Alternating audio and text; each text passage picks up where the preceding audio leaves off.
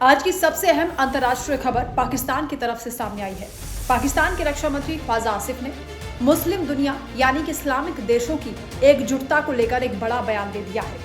ख्वाजा आसिफ का कहना है कि अगर इस्लामिक मुल्क एक साथ आते हैं तो हालात बेहतर हो सकते हैं और कई संकटों का भी हल निकल सकता है। सवाल ये उठता है कि अचानक से मुस्लिम यूनिटी की बात क्यों की जा रही है? कौन से हालात ऐसे हो गए जो पाकिस्तान को फिर से मुस्लिम ब्लॉकिंग की तरफ धकेल रहे हैं? और क्या वाकई इस तरह की एकता संभव हो पाएगी? हम आपको बताते हैं पूरी कहानी क्या है। दरअसल ख्वाजा आसिफ का ये बयान ऐसे वक्त में आया है जब मुस्लिम दुनिया के कई इलाके तनाव, सियासी अस्थिरता और आर्थिक संकट से जूझ रहे हैं। पाकिस्तान खुद भी पिछले कई सालों से आर्थिक दबाव और IMF के दबाव के साथ ही राजनीतिक अस्थिरता में फंसा हुआ है। इस्लामिक दुनिया की बात करें तो मध्य पूर्व में जंग और भू राजनीतिक खींचतान चल रही है। अफ्रीका में अस्थिरता है और एशिया में पावर बैलेंस और पश्चिम एशिया में अमेरिका, चीन और रूस की पकड़ ने हालात को बेहद मुश्किल बना दिया है। ऐसे वक्त में पाकिस्तान का ये कहना कि इस्लामिक मुल्कों को मिलकर काम करना चाहिए, इसको लेकर चाहे मुद्दा सुरक्षा का हो या फिर अर्थव्यवस्था का हो या फिर डिप्लोमेसी का हो, ख्वाजा आसिफ इस तरफ इशारा कर रहे हैं। दरअसल ख्वाजा आसिफ की ओर से कहा यह गया है कि बेहतर हालात के लिए मुस्लिम वर्ल्ड को एक साथ चलना पड़ेगा, यानी वो यूनिटी की बात कर रहे हैं और हमारी ताकत हमारी एकजुटता में है, ये ख्वाजा आसिफ ने कहा है। अब ये बात नई नहीं है। मुस्लिम दुनिया की एकता की बात पहले भी कई बार उठी है।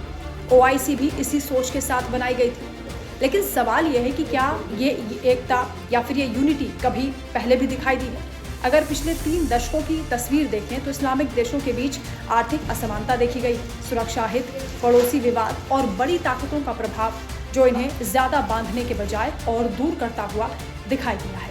इसके एग्जाम्पल्स भी हैं। सऊदी अरब और ईरान का झगड़ा, कतर संकट, तुर्की की अपनी महत्वाकांक्षा है और पाकिस्तान की चीन और अमेरिका के बीच झूलती हुई डिप्लोमेसी दिखाई देती है। इसके अलावा भी कई देशों के रिश्ते आपस में ही तल्ख नजर आते हैं, यानी यूनिटी की बात कई बार हुई लेकिन ये दिखी नहीं। और अब पाकिस्तान ये कहता है कि मुस्लिम वर्ल्ड एकजुट हो जाए, लेकिन दूसरी तरफ ज़मीनी हकीकत ये भी बताती है कि दुनिया के मुस्लिम देश अलग अलग खेमों में बटे हुए हैं। तो सवाल ये उठता है कि फिर ये बयान अभी क्यों दिया जा रहा है? दरअसल इसके पीछे भी 3 मुख्य वजह बताई जा रही है। पहली वजह है आर्थिक संकट। पाकिस्तान को कर्ज और महंगाई के साथ ही IMF की शर्तों ने भी दबा रखा है। ऐसे में जो इस्लामिक कंट्रीज़ हैं, खासतौर से खाड़ी देश हैं, उनसे मदद पाकिस्तान के लिए इस वक्त बेहद ज़रूरी हो गई है। दूसरी वजह है क्षेत्रीय टकराव, जिसमें मध्य पूर्व में लगातार टेंशन है, इजराइल फिलिस्तीन का मुद्दा है और सुरक्षा खतरे के बीच मुस्लिम दुनिया को फिर से पोजीशन पर लाने के लिए पाकिस्तान मजबूर होता हुआ दिखाई दे रहा है। तीसरी वजह है भू राजनीतिक खेल। चीन और अमेरिका दरअसल दोनों की दिलचस्पी इस्लामिक कंट्रीज में बढ़ गई है। ऐसे में एक संगठित मुस्लिम ब्लॉक दोनों के लिए एक बड़ा पावर सेंटर बन सकता है, इस बात को पाकिस्तान समझ रहा है। लेकिन पाकिस्तान इस यूनिटी का झंडा उठा सकता है।